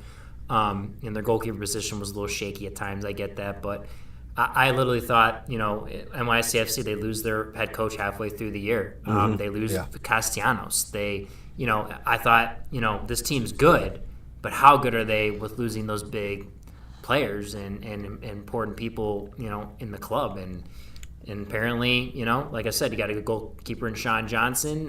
You have a solid team, solid coach that steps in, and look what NYCFC does. So. Well, they're about to run into the Philadelphia Union, who have been playing well all year. They've scored goals, and that's why they've scored a lot of goals. That's why I have Philly winning everything, because they've just found the back of the net. And the team that stays hot and rides into the playoffs and can score goals, that's the team I think that's going to win. So I have Philly winning it, but we have Philly NYCFC playing in the conference final for the East, and then LAFC, Austin FC. Which looked pretty close in the Texas game. Do we all have different winners in the finals? Because I've got LAFC taking the title. We got the same. You two do. So I can't beat you, essentially. You never can beat me. No, I don't think I can beat you, because we both have the same teams going, and now you've got more points. So even if my corrections come right, all yours will too, and you're 25 points ahead. So we are. Brooks is hoping that Philly win it. And I think if that happens, he might take the top spot in our challenge. All right, well, Brooks, very nice job. Well done. A lot of information there. Didn't see the goalkeeper talk coming for our MLS roundup, but what else we got there, Nate? Hold on. Before we get off that, I just want to say I am glad that the winner of who calls a winner gets the most points. I did a World Cup bracket years ago, and I had some people complain because they couldn't guess the winner right, but they got a whole bunch of other ones right, and they're like, well, my bracket's 80% right, blah, blah, blah, blah. And I'm like, but you didn't call the most important match, So I'm glad this one is true to it, even though I could get screwed by it in the end. I'm happy to, knowing the integrity of the bracket. Shouldn't it be that the final game, if you call the winner, that's it's what the most points? Yeah. Because you called that team all the way through the bracket. So that's how I made it, and it was a work bracket for the World Cup, and I had people complaining, and it was point by point. Yeah, the more you get right later in the rounds, the more points you got, with the winner being a substantial amount, and they were annoyed. They were like, oh, but, I called everything but that, and, just because I didn't pick the one team to go through, and I'm like... That sounds like typical American sports fans, to be honest. Actually, I think it was a few Germans, to be honest with you. Germans are weird. Yeah. The one thing I think we should do, though, whether it comes to MLS draft time or in the off season, we should have a fun time where we each build our own MLS team or whatever, and we just kind of see how we build our teams. Who's our first pick, who's our second, you know what I mean? That. My first pick. I'm not going to be goalkeeper, I can tell you that. First pick. But I'm pulling Wayne Rooney out of retirement. He's 50 pounds overweight now, but he could probably still do the I job. know a trainer that works wonders. We'll get him stage ready in no time. He'll be like the most shredded he's ever been. So if you forced me right now to pick a player in my number for a team in an MLS, like building my team, I'm picking Benteke. I know you're both looking at me like the former Villa player. He's with DC United right now. Benteke. Wow. He's at DC United right now. Is that like the only guy you could think of? Like, Well, he'd be my start. Like I said, I'm starting from front to back. Who are You you guys are picking? going to start with a goalie. I'm going Benteke as my striker because I think he's going to do very well once he adapts to this league. is my goal to build a team for the future? Or is my goal to win right away? Win right Right away. away. Win right right away? away. Okay, my goal is to win right away. The player that I think I'm gonna pick is I gotta say Kellen Acosta. Okay. Because I think he's a leader, and I Ooh, think he would be good in the Kellen center. Acosta, one of And the I friends of and- We Are and Soccer. I think Yeah. a strong leader in the midfield does wonders. Okay. And that's the guy I'm going with. And he's Before- got experience. Brooks, before you give us your answer, we just want to say Kellen Acosta, friend of the show. We've interviewed him. Very nice guy. Showed up to the interview in his U.S. men's national team jersey, so that really warms my heart. Also, national next level training guy. Yeah. Kellen Acosta. He's still in the playoffs, as we saw from the brackets. I redact the MLS my brackets. state. He could be in town soon to train with next level training. So kids, keep your eyes open. I It's gonna be redact fun. my statement. If I'm picking a player, it's going to be Aaron Bird. Oh, Because God. I not would love only to have him on is my he a team. good player, but then he'll train everyone to be better, and we'll have superstars. And I'll get free. it, that's a good yeah, answer. I know. I'll get free fucking training out of this, right? Seriously. So I'll get free training because he wants to win. He's a competitive guy. He'll be out there training everyone for me, and then like it will just be really good. So it's like I didn't go with Luke Skywalker with Kellen Acosta. I skipped and went right to Yoda with Aaron Bird. Someone in the Facebook group right now should tag Aaron Bird because I think I may take my first pick of No, Benteke and you put can't. him You out. can't. I've already taken him. He's mine. He works for me now. He's part of Nate Chester United, and we're going to Chester take on United. the Nate Chester yeah. United. That's the Yeah, name the of your Nate Chester MLS United. team? When we do this, we need to name our teams. No, seriously. Like Nate we need Chester- to just do stupid things and just name different. Yeah. Nate Chester United versus the Hearn Villa. the Villa. Yep. Herd. Yep. Yeah, the yep, Hearn Villa. yep. I don't know if that's Brooks. Brooks FC. I love that. Yeah, so I think we're going to do this very soon. We're going to build our own MLS With team. MLS players. All right, but I do want to know, Brooks, who would be your first pick? And you can't take Aaron Bird because he's taken. He went to Nate's Chester United, and Benteke has gone to Yes. Hearn Villa. Yes. Is that what we went with?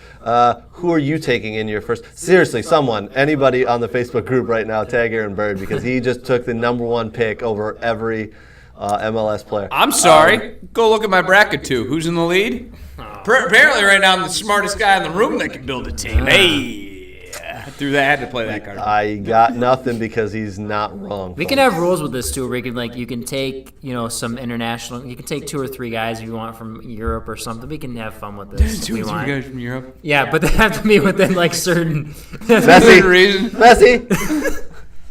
You're gonna take Messi. You know what I take? No, right away? Allison. I would take Allison. No. No, Ederson. they I'm have gonna to go be with within Ederson. reason. You Ederson. can't take someone Yeah. that's Why not? crazy above the cap. You need to take Why someone not? that's. Ederson. You said I can take anybody from Europe, and I should start with my goalkeeper because they're so important. I'm Yeah. going to take Ederson from Man Screw City. all that. I'm taking Zlatan to end his career in MLS and end. Wait, he's not yours. coming. To come He's back not to coming MLS? He'll back. come back. He's He'll not come coming. back. If Aaron Bird's my trainer, he will, and on the team. You might be right there. Actually. Boom. All right, Brooks, give us your name. We're going to do this later, but I want to know who you're taking Andre first. Blake. Andre Blake, the Union keeper. Oh yeah. Wow. All right. Yep. Well, that. Well, can Andre Blake? Damn, he went like. Can Andre like, Blake he train went players real. like Aaron Bird can? Probably not. Boom. Aaron Bird, legend, trainer, and player, by the way. Boom. What a hell of a player he was. Double boom. Boom. All right. Dynamite. That'll wrap us up for MLS Roundup. Brooks, thank you so much. Very much appreciate it. The knowledge you share it's unbelievable. I did not see the goalkeeper conversation happening this week and proving once again that I am just a former idiot player and only think about scoring goals. All right, Nate, I think we're up next with Bundesliga chat time because there's a lot that's happened in the Bundesliga recently. Union Berlin slip and Stuttgart did not do as well as Nate had hoped. I believe he spent close to 24 hours crying in the corner of his house. His wife had to beg him to come out and help with the kids. Nate, Complete opposite of Craig, who had tears of joy today. Tears of joy, absolute joy. I had a hangover this morning, so trust me, when I woke up and saw that Villa I missed the start of the game. We're just 2 weeks ahead of you, Craig. That's it. I missed fired our the start of the manager. Villa game because I was hungover. I went out last night with my wife and some friends, and We fired our manager a long time before you did, so we're just ahead of you in the curve. Are you guys is Stuttgart a bigger club than Villa? Tell me you think Stuttgart's a bigger club than Villa. Why are we defining as Villa? I think we pack in more fans, or not bigger, because I think we pack in more fans. You have urinals where you can see the game. I think that's just even bigger. Oh, God. If anybody missed last week's show, Nate told us that some of the stadiums in Germany, No, Stuttgart Stadium. Stuttgart Stadium, Specifically. has urinals where there's... This is a while ago. Is it glass? You can check our video on. It's glass. You can check the video on YouTube. It's our Yeah. EPL talk and the All Star stuff. Yeah, But that was a couple of weeks ago, wasn't it? It wasn't yeah, last but week. you know what was cool? I saw today watching Hertha Berlin and Schalke was this cool escalator Yeah. where the guys can go down. I'm sorry to that- lead into the. I'm The sorry. Germans are doing it right, dude. Yeah, I'm What sorry is the everyone else Germans doing? build superior stadiums. Yeah. Schalke has like a coal mine in their tunnel. It's actually designed like a coal mine because it was a mining town. So yeah, there's a lot of cool stuff going on in the Yellow Wall. Anyway, I will say probably the one stadium that might kind of be on that level is a Tottenham stadium, right? Like with the grass that comes out and down, and they put the Well, I mean, NFL Real turf in. Madrid's going to get there, too. Oh yeah, Madrid's just good. Anyway, all right, back to Bundesliga chat time. We got a lot to talk about. Nate, lead us off. What we got, buddy? when it's late at night and you wanna know what's going on with Bundesliga chat time Bundesliga chat time. with Craig and Brooks. Yes. Chat time. Anyway, well, we had some midweek Pokal action. We had some interesting games that went in there. As Craig stated, yeah, I was a bit sad. And actually, not starting out the week sad, starting out the week very happy because my Stuttgart dump trucked Bielefeld. Just dumped him 6-0, and then also had a new manager bounce and had like a combining score of 10 goals going into the weekend. And I felt a little good about Dortmund, but actually I thought there was going to be a loss. But Bremen lost against Paderborn. There were some interesting matchups. Augsburg and München really had a tight, exciting game the whole time. Is 5-2. Augsburg, who staved off relegation last Yep. year, barely are now giving some of the top teams a run for their money. Yep, So and you're absolutely right. That was a really exciting game. Anytime they play it, it's exciting. Gladbach dumped out by Darmstadt, so there was some upsets there that happened. That was pretty. Again, the Pokal is extremely interesting for those who want to watch the league, but something a little bit where the title parity happens a little bit more. It's been 2019 since actually Munich was in a final for the Pokal, so let alone have won it. So and it switches often. And that's actually why the Bundesliga has even discussed a couple times doing a playoff, because when it comes down to it, these games can be intense. Yeah. So started out the week, Mainz just pounding Cologne 5-0. Yeah, that was that came out of nowhere, man. Didn't see that one them coming. Yep. like a drum. And it's kind of good to see. Mainz is always fun to watch. As I said, my Dortmund lost against Stuttgart 5-0. But basically, this is the Dortmund that I think everyone's been waiting to see this year. A team that has invested a lot in the offseason, bought a bunch of players. Mm-hmm. Stuttgart had flashes of looking good, but the reality is they're not on Dortmund's level. They don't have the type of players. Bellingham with a brace. Bellingham looked really good. Sol looked good. Gio Reyna is back with a goal. With a goal. Looked good. Sosa great to see him back on the field played for 16. U.S. men's national team and just for the kid in general, because he's had such bad injury. Yep. It's great to see him back on the field. And Stuttgart had their moments, but just couldn't capitalize at the end of the day. And the reality is, the biggest winner, I think, of that game, national teams. So Bellingham, he is on fire for Dortmund. He's got to start for England, right? Like, you got to work him in. There is no. He's scoring. So young. He's so young. I just don't know. Who cares? That's the biggest problem is that mentality there, because he's a captain on Dortmund. He's a leader for that team, and he's scoring, and he's just phenomenal. Sol, defensive back, goal and assist. Schlotterbeck for Germany. Schlotterbeck, goal, 2 assists. Arnie Manny looked good. And, he plays forwards. Was it Yusuf Mukoka, goal and assist, who plays forward for Germany as well. I mean, the German and Gio Reyno coming in and scoring. German national team, English national team, and U.S.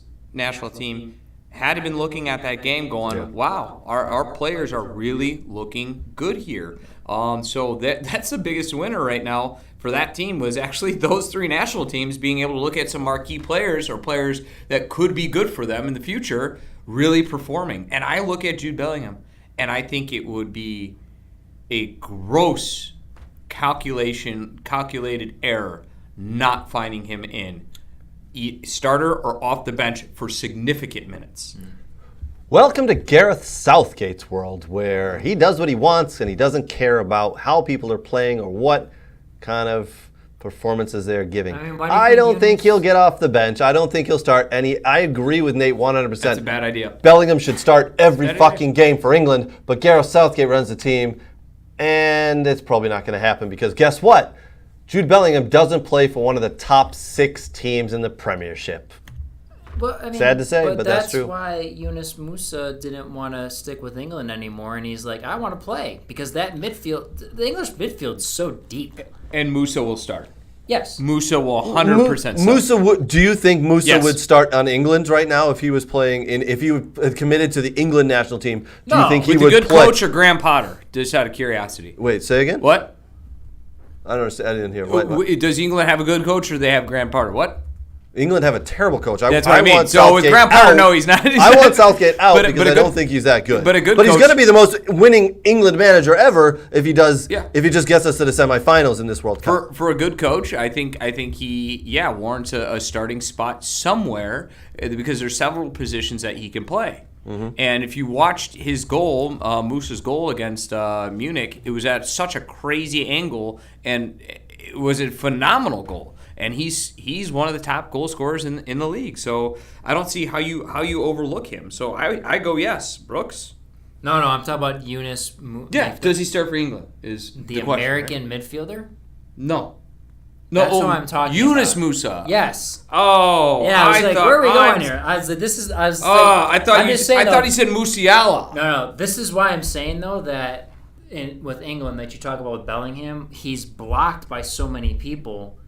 Like, because it's like there's so many good midfielders in the English midfield that like a lot of these guys are starting to go to other national teams. So they want to play. Well, Musiala, yes. Yes. Who I thought we were talking about, who will start for Germany for Hansi Flick and would struggle to find, because of his same age, even though he's just as good as Bellingham and playing phenomenal, just like Bellingham. Yep. He's going to start for Germany, and Bellingham's probably not going to start for England. Welcome to Gareth Southgate's world. And before anyone goes, well, it's a German national team, he's probably going to start over Müller.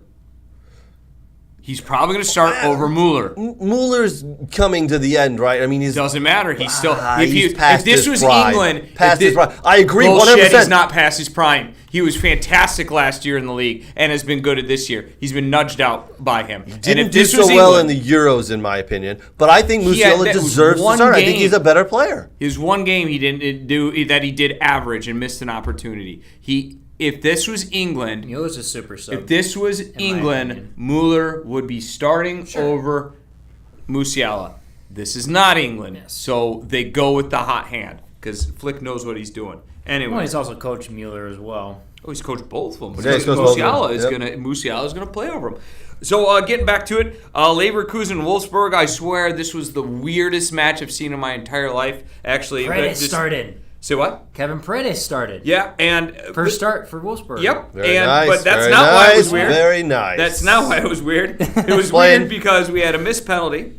We had a own goal that if you would have told me that somebody paid this guy to have the own goal, I would probably believe it. Because he just runs in. Was it Harry Maguire's brother? I swear, you have to see this thing. This guy just basically unmarked, unchallenged, ball rolling into the 18, just kicks it in the goal.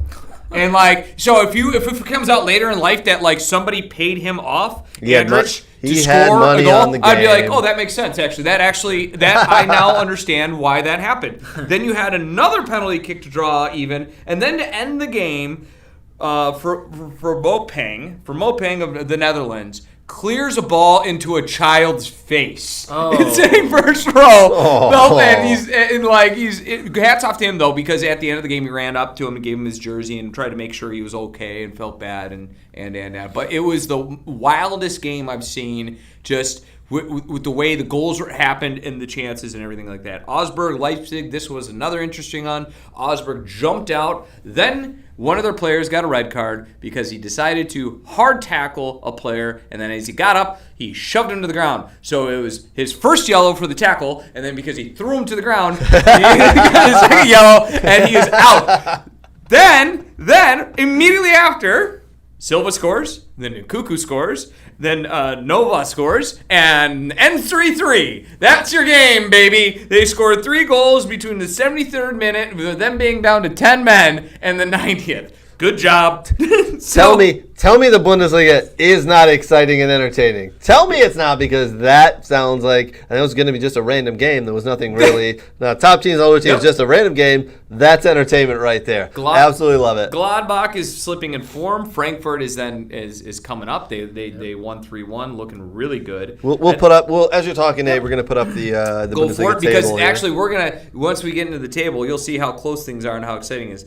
Union disappointingly lost to Bonn. Yeah, slip up, man. Slip up. And so this is actually, in my humble opinion, everyone looks at one team. There's only one team in the league. They're so much better than everyone. It doesn't count. Actually, this is a prime example of what starts to happen, where a lot of these teams aren't as deep as München, right? And so what happens is as the season wanes on, and they're in the Pokal, and they're in the Europa, and they're in this, so they're playing a lot of games.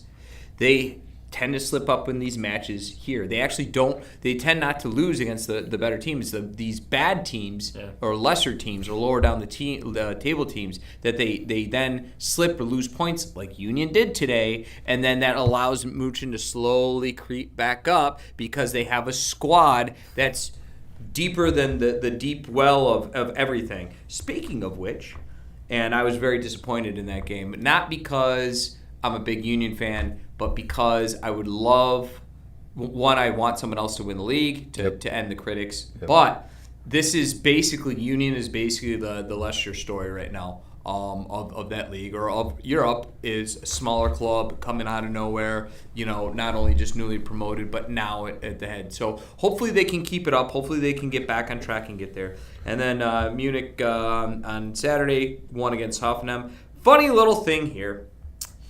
They destroyed Hoffenheim. Oh, that's 2-0. Yeah, they dominated. Okay. They dominated though. But so funny little thing here.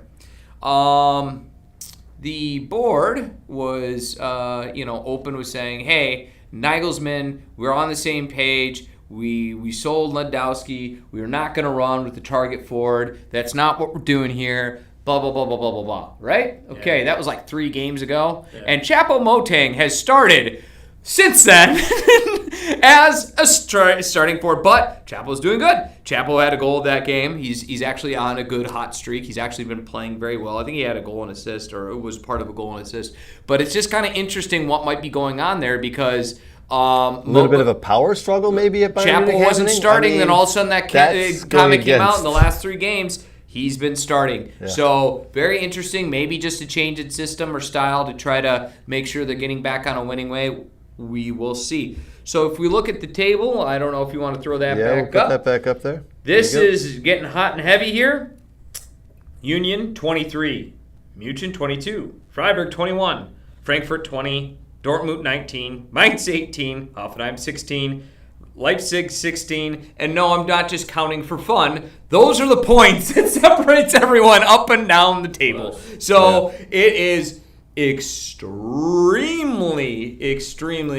tight here. I don't know why my table says something a little bit different than yours. I have 23 and you have 19. This is from this evening, so maybe some of weird. the games probably played. I don't know. Well, but Nate, I do 23 and 22, which actually that makes a little bit more sense between Berlin and Munich because they were 4 points ahead and then they slipped up today. So I gotta believe my table might be a little bit more correct there. But it's heating up. It's getting interesting. Third of the way through the season. There's some really good Polko matches coming up February 1st.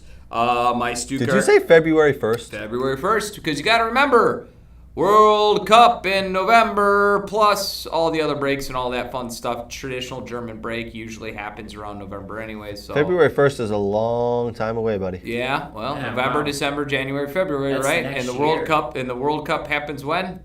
November, December. So you're really just kind of 30 days outside of coming back from. But that's the standard German schedule though, because they normally take off November, so it's not uncommon. But Stuttgart got a favorable draw with Paderborn. Union will play Wolfsburg, which should be interesting. München play Mainz, which I think that's a trap game because they have to go to Mainz. And again, you're coming off of World Cup. You got tired players, and. Hoffenheim will have to go to RB Leipzig, and those would be the interesting matches coming up in the round of 16. We're getting down to the nitty-gritty with the Polko, and that should be fun. Hopefully Stuttgart by then have a coach and a system and a way to play. All right, Nate, got a question for you here, buddy. If Union Berlin go on to win the Bundesliga, right? That seems to be like one of your dreams, right? Anybody else but München. And it's not that you hate München, you just want somebody else to win. Yeah. Yeah. So if Union Berlin go on to win the Bundesliga this year, is that bigger than Leicester City winning? No. No, I think it's equal though. I think it's equal. I don't think it's bigger. I don't think it's one bigger than the other. I think it's very similar. I think it's strikingly similar because Leicester, I believe they were in the league, 1 year or two? And they were in relegation spot before they went on a run. Right. They went on a run, and all of a sudden by December they were into the mid-table, into the top 7, and then by in January they're into first, and they went on an incredible run. But they had better odds of being relegated that year than they did of actually winning the title. So 5,000 to 1 or something like that. Yeah, and I think they had to go with the head coach and how they did, and. They swapped head coaches about 2 months into the year and brought Ranieri in. Yes. Right, and no one was expecting him to do what he did. Where Union have had the same coach since being promoted, but similar in style. Union have never been in. So if they get in the Champions League, they've never been in the Champions League. This is their first stint in the upper league. They've never been in the upper league before. They were promoted, I believe, 2 years ago, and were thought to get relegated out. Did okay. They were mid-table, ended up getting in Europa. Good for them. But no one predicted this. No one predicted them to be what they are, and it was all due to smart transfers. And a lot of that has to go with Jordan that they picked up. A lot of people think he was a really good signing and a really good pickup for that team, the way he plays and how he plays. Yeah, I mean, I'm going to go with your words. Strikingly similar. It could be. It's similar. They could be pulling a Leicester. That's really absolutely could be. And that's why I'm rooting for them, because I think in this day and age, any top league, I don't care what league you are, any top league, I think that's something you don't see too often. A team that is not expected to even finish top 4, that doesn't have all these marquee superstars, somehow competing and winning. An actual team, done with grit and teamwork in an era where money buys you titles. Sorry, it is what it is. It is what it is. Nate, excellent Bundesliga chat time there. Excellent stuff, and the knowledge you dropped is excellent. I'm going to actually take what you just said there, a team, we're going to transfer into our next segment, a team that is just gritty, an awesome team that gets it done. Unfortunately, their season came to an end last night. Detroit City FC loses to Memphis 901, 3-1. But I tell you what, Detroit City might have lost, but what a hell of a season they had. This was their first year in USL Championship. Now, if anybody's watching and they don't know where USL Championships falls in the pyramid of US soccer, you have MLS, and then one below you've got USL Championship, and that's where they are. They made the jump from Nisa, which was down here. That's, I believe, 3 or 4 levels up to USL Championship. And listen, I don't think anybody expected Detroit City this year to put together the season they had, but and their games weren't, how do I say, they weren't going to outscore you with prettiness and possession. Yeah. They were going to sit back, they were going to muck up the game, they're going to get dirty, they were going to do the tough work and the dirty work, and they did it, and they got into the playoffs. They had to go down to Memphis last night and lost 3-1. And guess what, Craig? One hell of a season they've had. What's that, Brooks? How did they build that team? How did Memphis build that team? No, how did Detroit City build their team? I don't know. You tell me how. I'm interested. What's the strongest point of their team? Oh, backline and the goalkeeper. Backline. Nate Steinwasser. Local kid, by the way. Nate Steinwasser coming out of U of D. Yes. I believe he grew up here in the area as well. Yeah, he played for Nationals. Became Nationals. They were Nova, so he played for Nova Gators. The girls were the Gators. So and he's a bit of a small keeper, right? I think he's a below 6 foot or below. I'm taller than him. I think he's like 5'10". Yeah, he's average height, but what a keeper! What a season he's had. Nate Steinwasser was also the Black Arrow winner, which is the MVP of the Detroit City team. So he did have a hell of a year. And Brooks is 100% right. They started and they built from the back forward, because the next guy right in front of him, Steve Carroll, who had a hell of a year, the captain of the team, great player. I think he may have still been recovering from injury last night. He pulled his hamstring a couple of weeks ago, slowly came back. But Detroit City had a hell of a year. It was so fun to go down a lot of those games. I loved watching them. Big kudos to Trevor James and that team. Great job, Detroit City FC. I think you're underplaying it. I think you're underplaying it. And here's why. I'm going to speak on personal, what I thought this year was going to be for them. I thought they're going to struggle like hell. I thought they're jumping up, little fish, big fish, little pond, and they're going to be little fish, big pond now. And now they're playing with the big boys. And I thought it was going to take years for them to get to this point. And I was absolutely wrong. And I'm happy to be wrong. I think it was historic for the fact that they had, every time I looked, I don't know what the average is offhand, but there were 6,000 to 7,000 people that showed up for every one of their games, just about, it seemed like. Yeah. 6,700. 6,000 to 7,000 people. Sorry. I was like, wait, 67,000? What the hell? Maybe I blurred, but you're right, 6,200 to 7,000 in attendance. I'm not sure if that was the average, but it seems like every time I looked, there were 6,000, 7,000, 6,000, 7,000, 6,000. That's incredible for that type of size of the facility, for USL, for this team, for soccer in general, and the community. I know a lot of people who went for the first games. I think this was a historic moment for them, and I'm going to make my now prediction that I think in 2 to 3 years, they're going to win USL. Wow. It's going to take a couple years. They're going to generate more money. I think they have a lot of decent money coming in through the clubs and the structure that they have there, and the end structure they have there from the support they get to their fans. And the fans, I think, are like basically the players of the year, really. I mean, the hats off to them. Filling even the field house had a comment of thank you for all coming out. This is historic for us, and we had a lot of people every time we did a home game, and there was definitely seats. People in those seats. And Nate, you hit on something there. The clubhouse. They had a lot of people down there at the clubhouse last night for that game against Memphis 901 because they had a watch party. That's coming up. The World Cup is coming up, and watch parties at the clubhouse is going to happen. They're going to do the same thing. I believe they closed down 1 or 2 of the fields last night they have in the clubhouse. They put up big screens.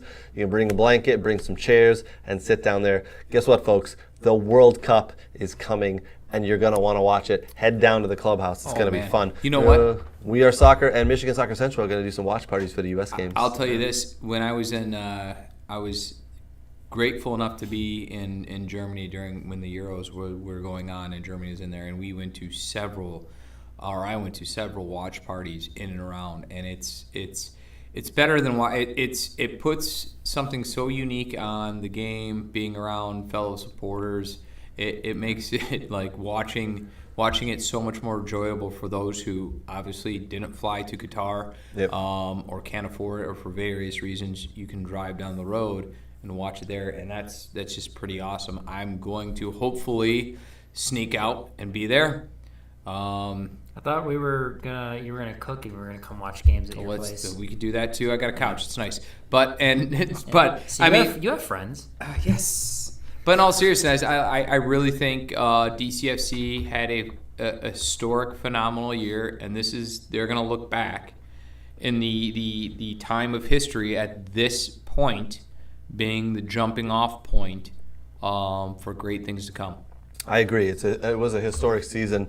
DCFC right now, they have several teams in their league that are building real stadiums, like building some mega stadiums. Brooks, you and I were talking about that earlier. I believe Memphis 901 is one of those teams, and they have put together some plans for the next 2 years to have a stadium that just looks phenomenal. I know there's a reconstruction or just some kind other of update clubs, of the park they're playing, the AutoZone Liberty that they play. I mean, it's going to be an actual soccer stadium, almost like a baseball field, because there's no more minor league baseball team there. And then you got a team like Milwaukee, who was just announced in 2025 will come into USL Championships. So, I mean, their renderings, they're going to share that with the Marquette University. So Marquette will use that for men's and women's soccer as well as men's and women's lacrosse. But it'll be a venue that they'll use for a lot of different things, so including their USL Championship team. So, as we've said, Detroit City's got they're growing. They're doing so well. People are getting on board. I talked to a young lady this past week who knew all about them. She's not from Detroit. She follows soccer, but she knew all about Detroit City. But Detroit City, with this growth, they're going to have to, at some point in the next couple of years, find a spot and build a stadium. So that's going to be interesting. I do predict that will happen. I do predict they are looking now. I do not know. We will see. Very, very fun stuff that's coming up there for Detroit City. Boys, it's. I do want to actually mention, Nate. I forgot to mention this earlier. You might be able to see on the screen there. One striker for the U.S. men's national team who's been loaned out. He did not do very well at Augsburg last year, as we know. Pepe, he has gone to FC Groningen on loan, has scored 5 goals in his last 6 games. Lower division, Groningen, we know this, but scoring the goals. Boys, it looks like he's putting the ball in the back of the net, and looks like he's going to be back in the squad and be the number 1 striker for Greg Berhalter. Question from the peanut gallery. Is Norwich in a higher advantage than Gordogan? I'm gonna stop you there. Before we get into answering that. It's pronounced Norwich. The W is silent, so every American does this. Don't care. It's Norwich. At FC Groningen is no. You're right. Sargent has been banging the ball in the back of the net as well. He has been scoring goals. I really hope he gets significant playing time because he is doing a very good job for Norwich. Here's my complaint, and I'll just end it here. We could always talk more about it. One. Nice, great. Hopefully he finds his form. Hopefully he goes back in the Bundesliga. Hopefully he does well in a real league. I said it. You're not wrong. And 2, what's the difference when Sargent was getting overlooked and saying he's in a League 2 in England, which is higher, and Pepe, and both of them are similar in form now?